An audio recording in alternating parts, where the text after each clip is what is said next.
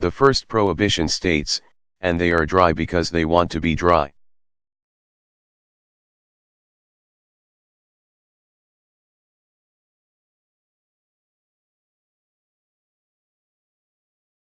In that state she wanted to prove to them that if women were allowed to vote they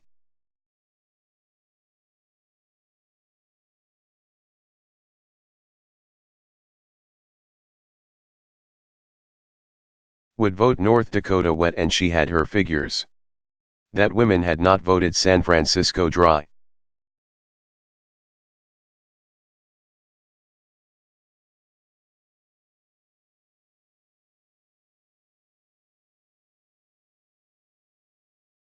Or Portland dry, or Chicago dry. Of course we had not voted on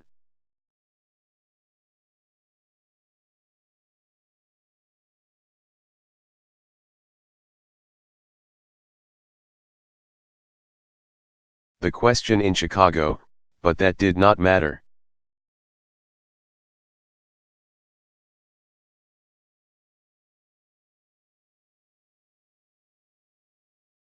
Then we went to Montana, which is wet.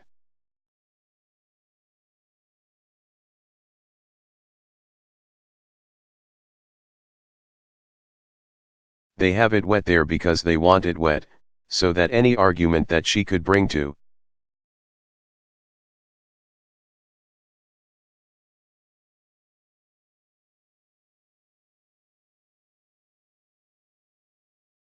bear upon them to prove that we would make North Dakota wet and keep it wet would have given us the state.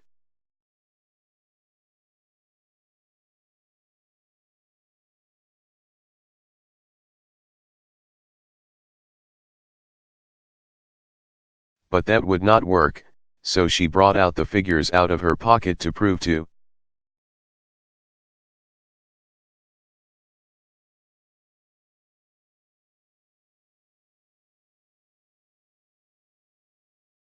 the men of Montana that if women were allowed to vote in Montana they would vote Montana dry.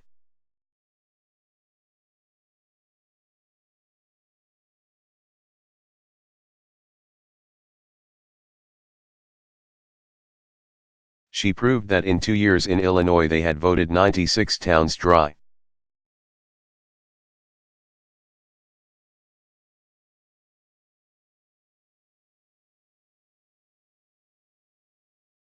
And that at that rate we would soon get over Montana and have it dry.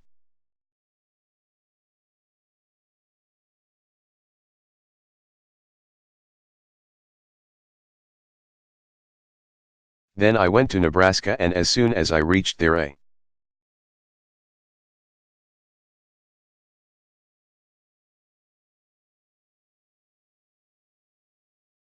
reporter came and asked me the question, how are the women going to vote on the prohibition question?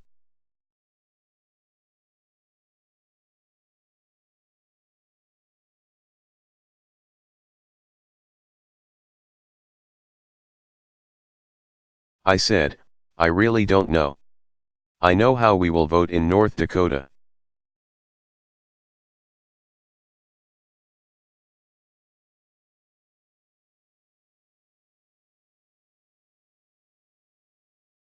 We will vote wet in North Dakota. In Montana we will vote dry, but how we will vote in Nebraska?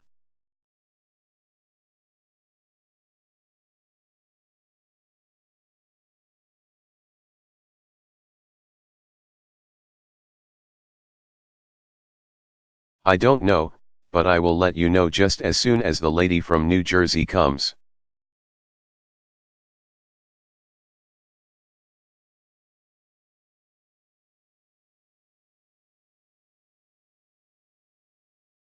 We will either vote as our husbands vote or we will not vote as our husbands vote.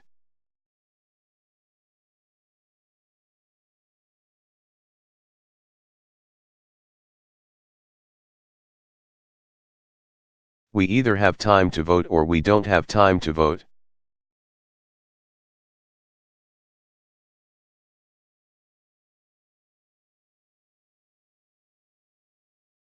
We will either not vote at all or we will vote all the time.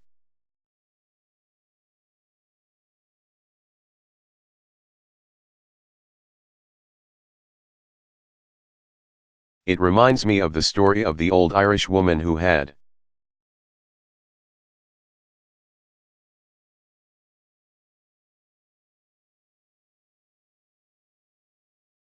twin boys, and they were so much alike that the neighbors could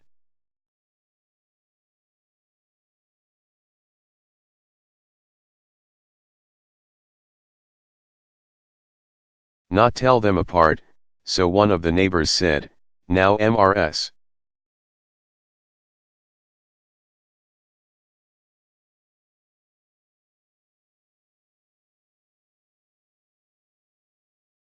Mahoney, you have two of the finest twin boys I ever saw in all my life, but how do you know them apart?"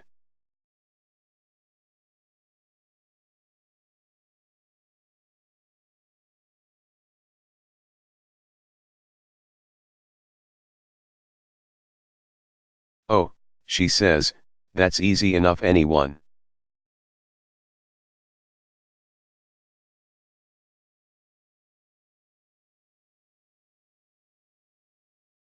could tell them apart."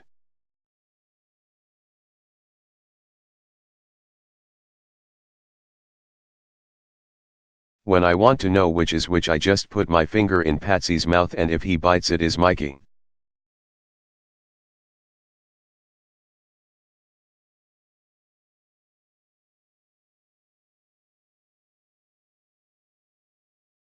Now what does it matter whether the women will vote as their husbands do or will not?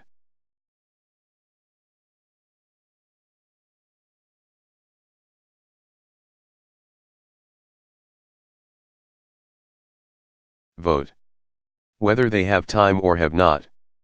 Or whether they will vote for prohibition or not.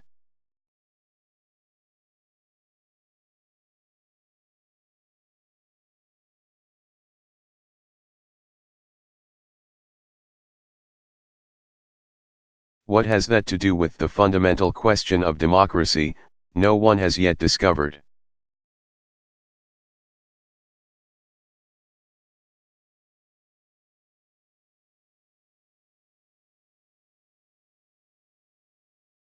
Bulletin, they cannot argue on that. They cannot argue on the fundamental basis of our existence, so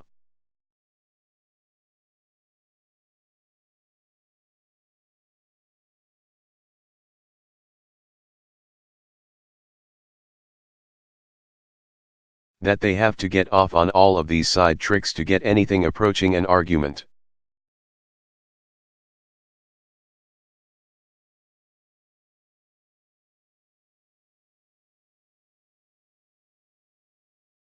So they tell you that democracy is a form of government. It is not. It was before governments were. It will prevail.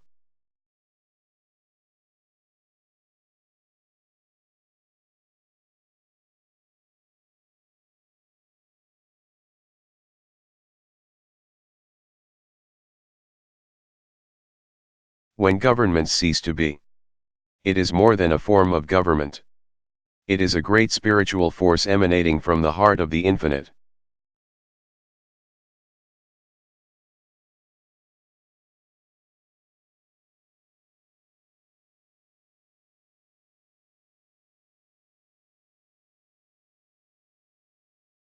Transforming human character until someday in the distant future,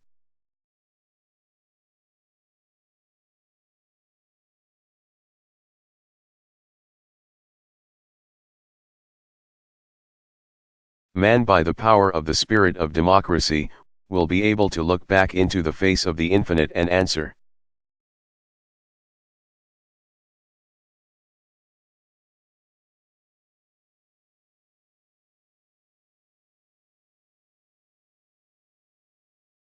as man cannot answer today, one is our Father, even God, and all we people are the children of one family.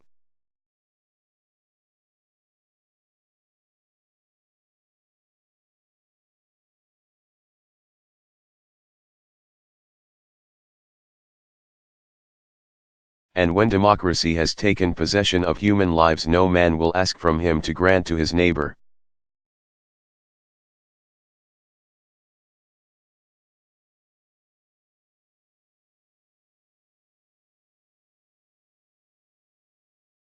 whether that neighbor be a man or woman. No man will then be willing to allow another man to rise to power on his shoulders.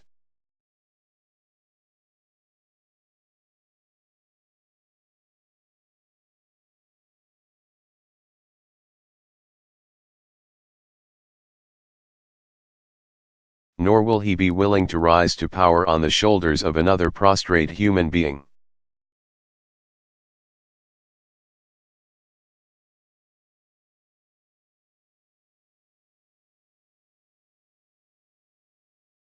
Bulletin that has not yet taken possession of us, but some day we will be free.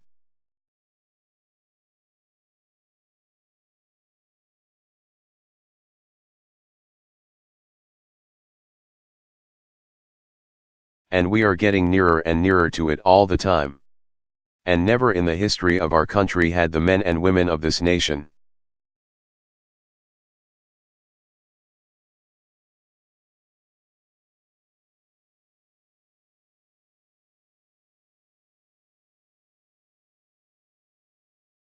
a better right to approach it than they have today. Never in the history of the nation did it stand out so.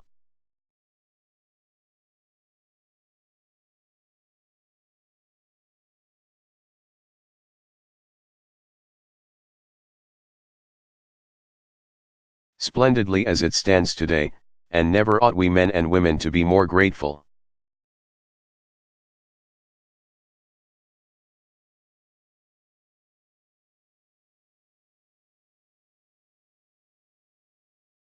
For anything than that there presides in the White House today a man of peace.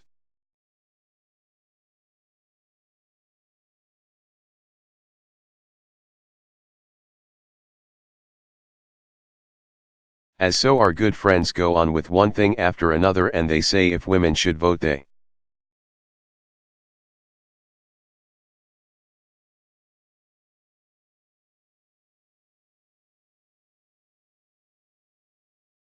will have to sit on the jury, and they ask whether we will like to see a woman sitting on a jury.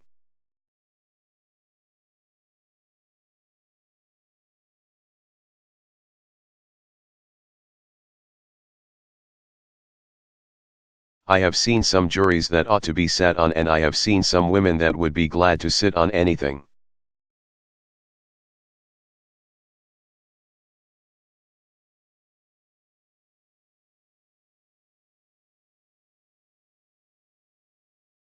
When a woman stands up all day behind a counter, or when she stands all day doing a washing, she is glad.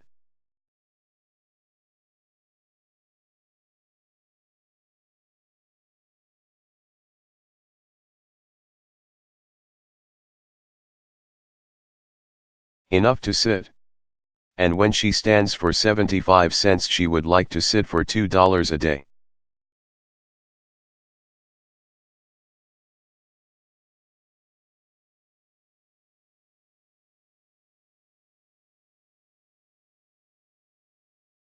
But don't you think we need some women on juries in this country?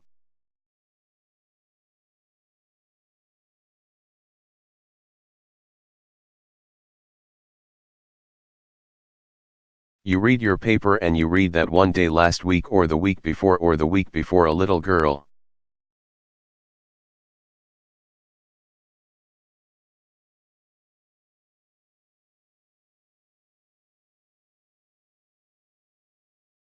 went out to school and never came back.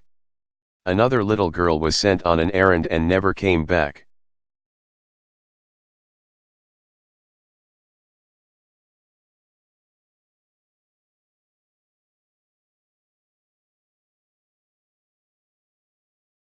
Another little girl was left in charge of a little sister, and her mother went out to work, and when she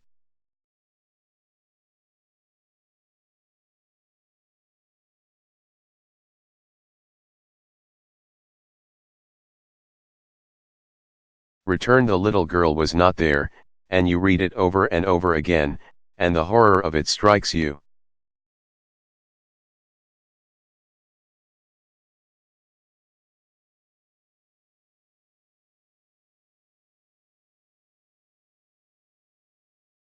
You read that in these United States 5,000 young girls go out and never come back.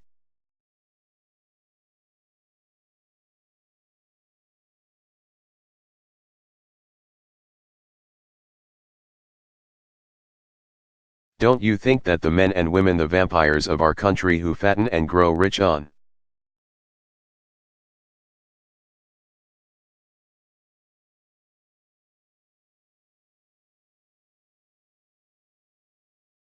the ignorance and innocence of children would rather face Satan himself than a jury of mothers?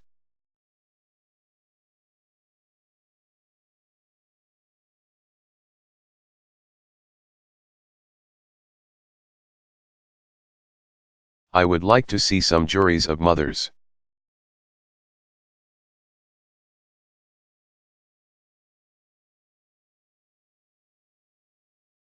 I lived in the slums of Boston for 3 years and I know the need of juries of mothers.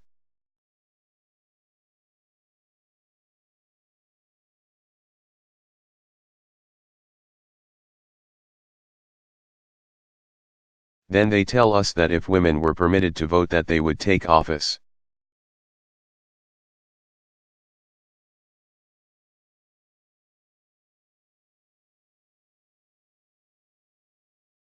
And you would suppose that we just took office in this country.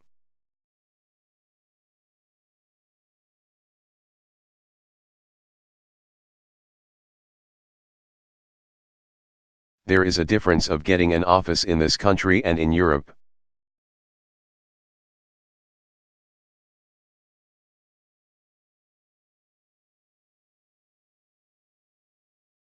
In England, a man stands for Parliament and in this country he runs for Congress.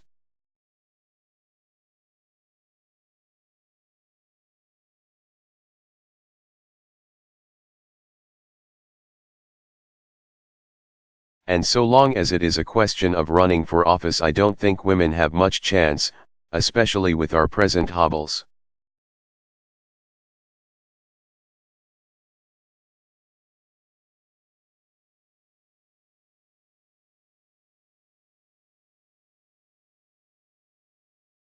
There are some women who want to hold office and I may as well own up.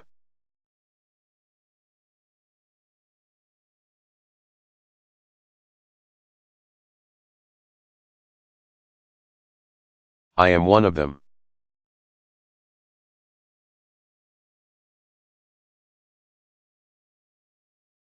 I have been wanting to hold office for more than 35 years.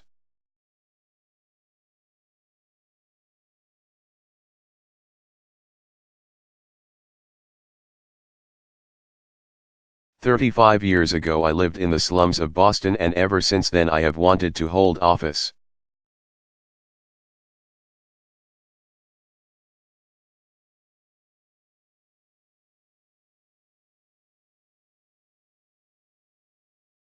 I have applied to the major to be made an officer. I wanted to be the greatest office holder in the world.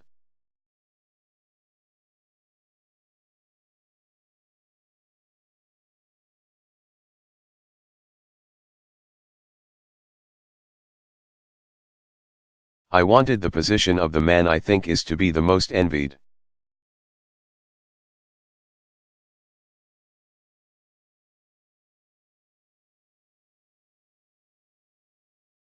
As far as the ability to do good is concerned, and that is a policeman.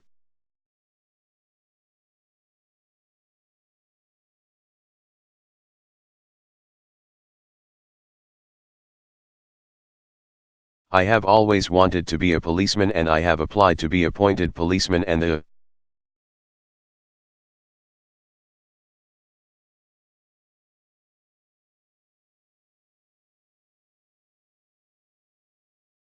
very first question that was asked me was, could you knock a man down and take him to jail?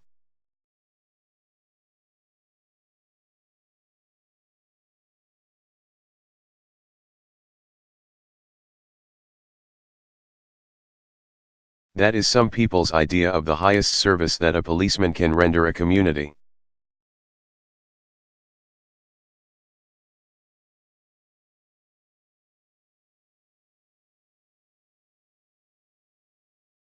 Knock somebody down and take him to jail.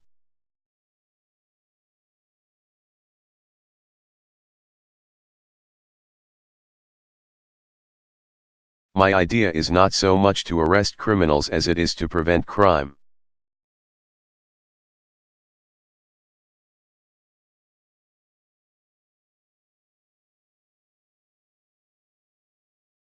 That is what is needed in the police force of every community.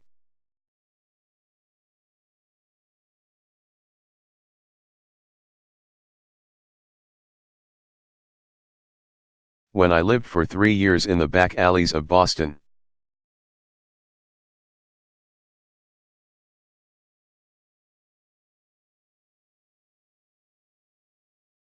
I saw there that it was needed to prevent crime, and from that day,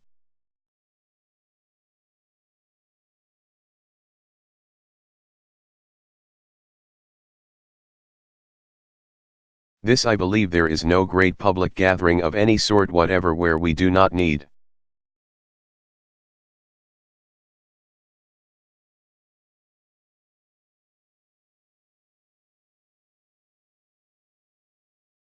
women on the police force. We need them at every moving picture show, every dance house.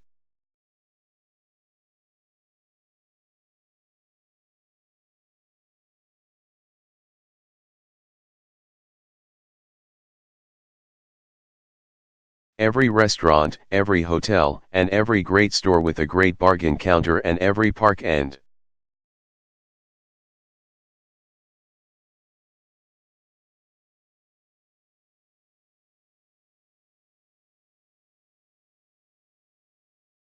every resort where the vampires who fatten on the crimes and vices of men and women gather.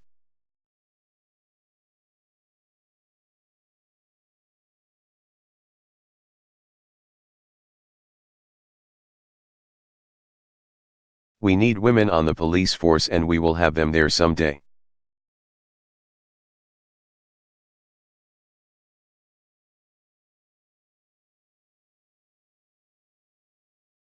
If women vote, will they go to war?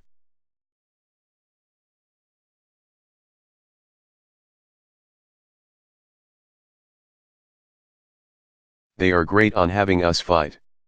They tell you that the government rests on force.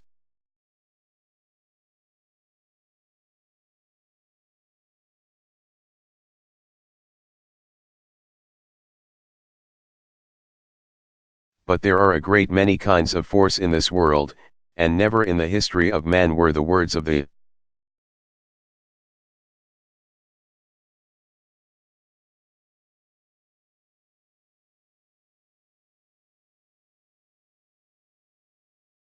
Scriptures prove to the extent that they are today, that the men of the nation that lives by the sword.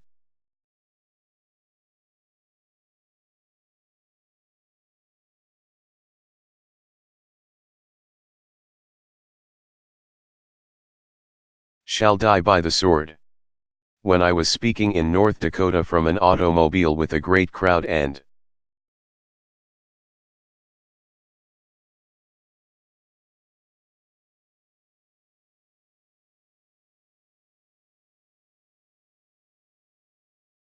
a great number of men gathered around a man who had been sitting in front of a store whittling a stick.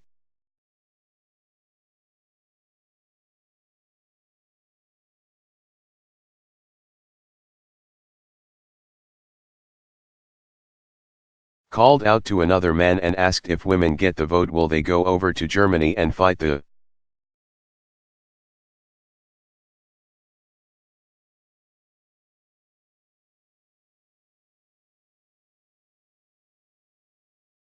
Germans?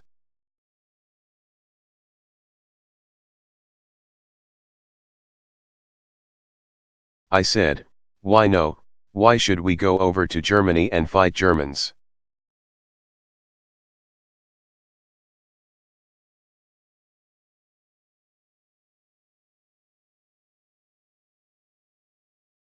If Germans come over here, would you fight?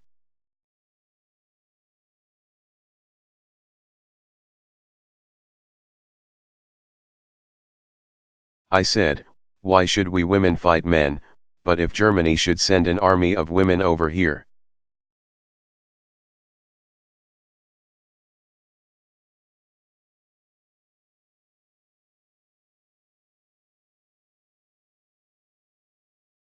Then we would show you what we would do.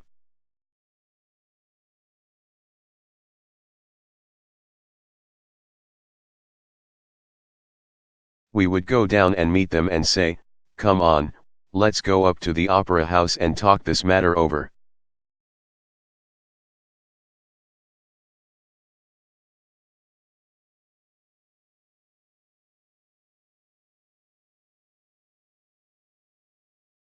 It might grow wearisome, but it would not be death.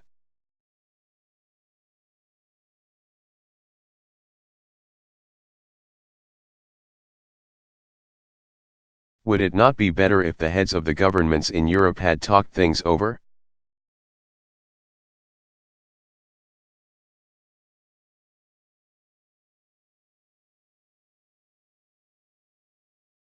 What might have happened to the world if a dozen men had gotten together in Europe and settled the awful controversy?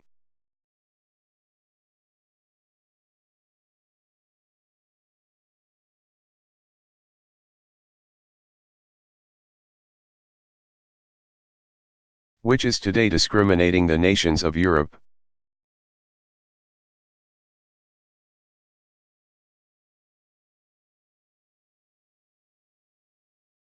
We women got together there last year, over in Rome, the delegates from 28 different nations of women.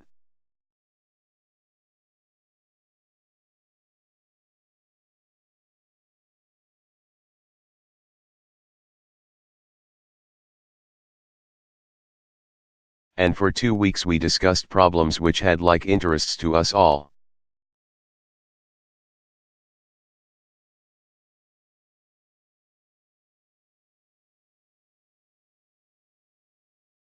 They were all kinds of Protestants, both kinds of Catholics, Roman and Greek.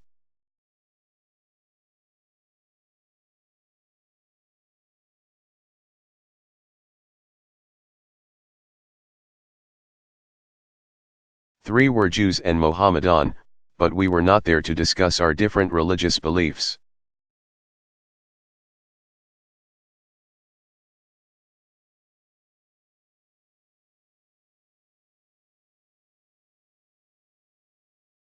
But we were there to discuss the things that were of vital importance to us all.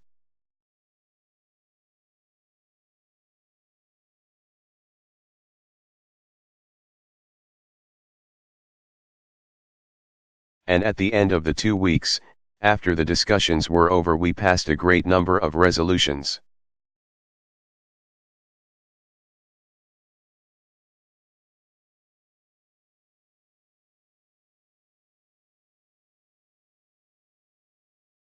We discussed white slavery, the immigration laws, we discussed the spread of contagious and infectious diseases.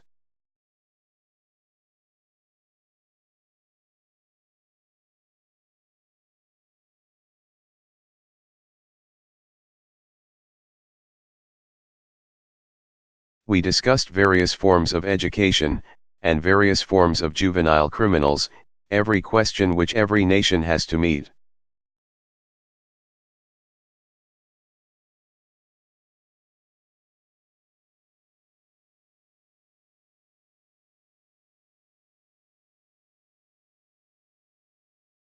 And at the end of 2 weeks we passed many resolutions, but 2 of them were passed unanimously.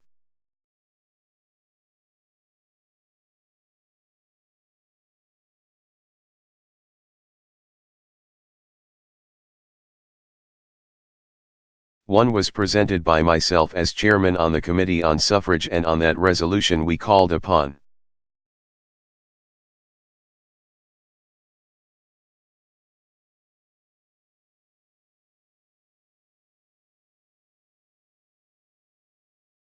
all civilizations of the world to give to women equal rights with men, and there was not a dissenting vote.